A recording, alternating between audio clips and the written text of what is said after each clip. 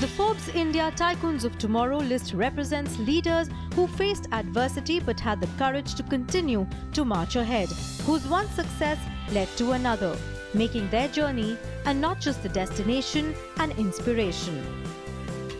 This week's special episode features Facebook creators Saransh Goila and Sanjot Kheer. Facebook for Creators is a platform for outstanding young innovators and entrepreneurs to manage their presence, grow their community and build their business on a global scale. My name is Saransh Goila. I'm a chef. I run a brand called Golla Butter Chicken.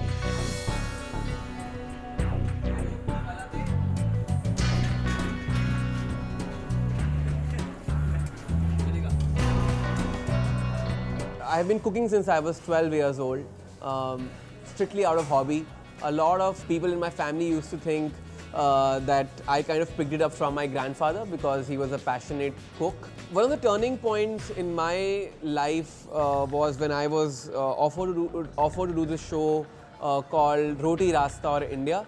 It was about a chef traveling 20,000 kilometers of India by road in 100 days to cover 60 cities and 25 states. It totally changed my perception as a chef. Every 200 kilometers of India, the taste of water, the kind of spices we use, the spice blends we use, the vegetables, everything changes. The way people treat food, even that changes. The only thing that remains common is our love for food. This was in 2012, and since then my journey has been about all about India and its diversity when it comes to our cuisine. Based on the same show, I wrote a book called India on My Platter, which was a bestseller and in the world of food. It is a travelogue, it's not a recipe book, it's a travelogue by a chef, and it does have few recipes in it, but it's essentially about a young boy who's just out of his training as a chef, trying to figure where does he stand in this world as a chef. A lot of people would read it and be like, oh, this is so simple to read, and that's what it is. It's not an intellectual or a book. It's about you reading about a boy who figured on 100 days of his travel across India that what is Indian food all about. I shifted to Mumbai in the year 2013. That's when I started doing these housewarming parties where I would invite people from Twitter or Facebook just to network because I was new to the city. I started doing these 10, 12 people pop up in my home where people would come. I would cook my version of butter chicken for them because they're like, oh, Delhi boy, feed us some Northwest frontier food. The Goila butter chicken became the highlight of those evenings. And in fact, Goila butter chicken was a hashtag on Twitter. Before it became a brand. It was coined by one of my two very good friends today from Mumbai, and I realized, you know what, this could actually be a full-blown venture. The fact that this city requires butter chicken, that there is no brand that tells you that we serve you this quality of butter chicken, and I kind of saw a space for it. I started the brand in 2016 after 3 years of doing many pop-ups. And yeah, rest I feel has been an eventful last 2 years with the brand. But what we realized after having got the product into the real market was that that people cared about the product they were consuming. The delivery market was not only about eating dirty Chinese or dirty Indian food. There was also space to serve them other dishes, whereas we have dishes like Sindhi style mutton. We have our own signature creation called Naan bombs, which have become really popular. So we also realized that the space is innovative. As two chefs and my partner Vivek Sahani, both of us came up with Goila butter chicken, and we both realized that there were very few chef-driven delivery-led ventures, and that's the kind of space we found into the market.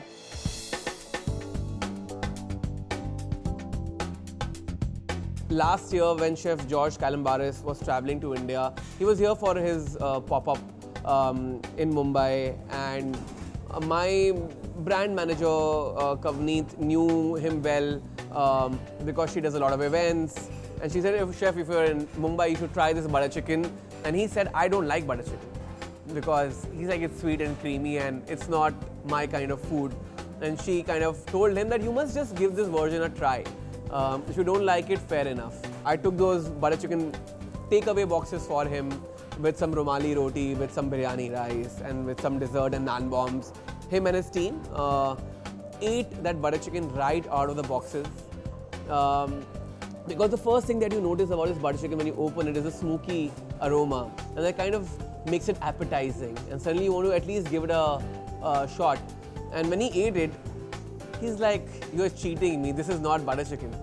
And I think that was one of the most exciting moments of having run this brand, to see a chef like George to be able to break it down and say, you know what, the fact that you just run a butter chicken brand and the fact that you're specializing that certain product, a dish that I don't even admire anymore, but the fact that it is so tasty, it is so intricate, there are so many smaller nuances to it. There is smokiness, there's a whiff of aroma of spices, and he could actually break it down. And it was fascinating for me that somebody could appreciate the fact that we worked hard on a classic Indian dish which is known to be fed with color, sugar, and supposed to be just, you know, an average Joe version of butter chicken that exists around the globe.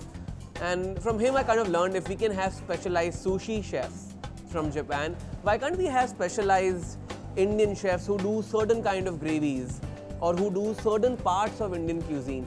You don't have to do the entire 100-dish menu. You can do a 10-dish menu and then still be a master of those 10 dishes. And that kind of led and opened a gateway to reach Masterchef Australia, where Chef George said that, you know what, this needs to come to Melbourne and people here need to try the real version of butter chicken or your take on butter chicken. And we were a part of the Melbourne Food and Wine Festival in March 2018, and that led for us, that gave us an opportunity to go to Masterchef Australia with Chef George. Has been a very special association for me as a chef for the brand, because he's been able to show us how the world thinks about Indian cuisine and how the world thinks about Indian food. And now our aim is to change that image of our cuisine.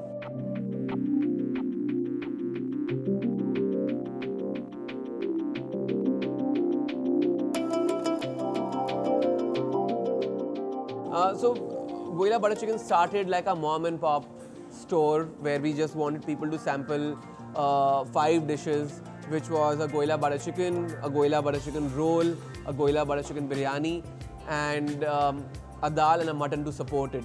That is how it started. We were a 10-dish menu. Now we have evolved into being a 25-dish menu because we've realized customers who come back to us need something more apart from butter chicken. Hence came the Naan bombs. I think Naan bombs have been a hugely successful product on our menu. We have a full category now that belongs to Naan bombs as a dish. And also what we have realized is that we try to not separate our menu now in the format of appetizers, mains, desserts. We want to change the approach where Naan bombs is a category and where dishes are categories themselves, where butter chicken is going to be a category, where butter chicken roll, biryani, and so on and so forth.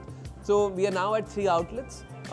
We started with 1. We are in Andheri, Bandra and Lower Parel, only restricted to Mumbai right now. But our growth plans now are extensive. We are very soon moving to Pune and Bangalore. We are scaling up in Mumbai. So the future of the brand is for it to be a pan-India butter chicken brand. And that's the kind of change we have seen. We've been able to standardize the recipe. We've taken a lot of customer feedback as to what do they like about it. We've made small changes to the dish also, keeping in mind consumer feedback. But smokiness is something that's inherent to Goila butter chicken, and we maintain that part of the recipe. Also, what has happened is that we've now started thinking global. From being a Mumbai brand, now we think Melbourne, we think Dubai, we think New York, we think London. So we also want Goila butter chicken to cross boundaries and to travel across the globe. So that's where we are heading. So I started using Facebook as a digital medium to reach out to audience that wanted to directly engage with me. It was more specialized. It was my people. It was my group or my gang, to say so, online. whom I could directly reach out to for suggestions or to share my knowledge with them, and they became my community. So I kind of realized the power of community building through Facebook, and I think that community now helps me grow as a person. Now it's all about bringing a change, making the world aware of what Indian food is really all about. I am working on a project called Sadak Chef, which is about acknowledging unsung heroes of India, where I'm going to bring out forgotten cuisines or forgotten dishes or forgotten arts of cooking food and people who've been doing it for a long time. Also to be able to and the show is not going to be about best vada pav, best pav bhaji. It's going to be about what does it take to make a best pav bhaji, and how do you differentiate between different schools of a pav bhaji. Also to do a more detailed show and talk about communities, talk about Indian food, because it is a community, right? There's a lady who serves vada pav outside my building only for an hour every day, 6:30 to 7:30 in the evening, and then she goes away. So there's a big queue that waits for her every day at 6:30 in the evening. So it's just fascinating. Why does she do it? What inspires her to do it? So that's the project that I'm currently working on. For Goila butter chicken, we want to take it to different parts of India, and then hopefully we can extend our arms to the world.